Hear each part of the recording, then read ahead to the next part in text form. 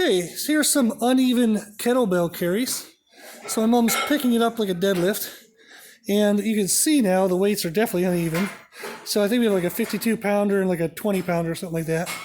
This is challenging her stability the whole way through her spine. She's going to turn now, just herself.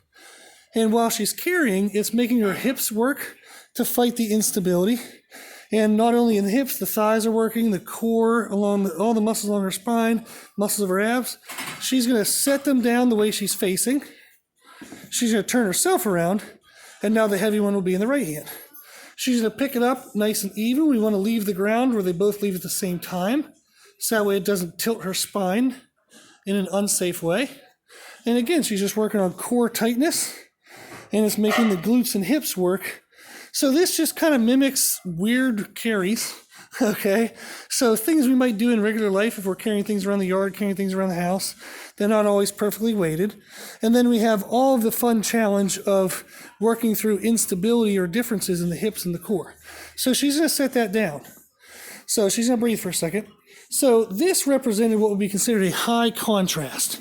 So there was a 50 and a 20, which is a 30-pound difference. We're going to switch this out now for a 40. So now there's a 50 and a 40. There's less contrast from side to side. So we have less kind of like stability challenge, but there's good just overall challenge. So she's going to go ahead and do the sets with that.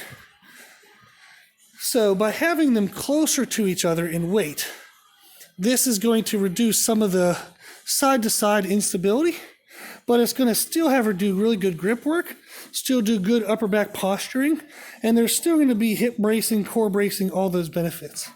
So if I just want somebody to get used to heavy weight, I might have closer to weights, like the less contrast in their hands, if I just want to improve their overall strength. If they're pretty good strength, then we would want to focus more on core stability. So again, she's going to trade, and that puts the heavy one now in her right hand. So if I want to focus more on core stability than on full, kind of strength overload, we would want more of that contrast.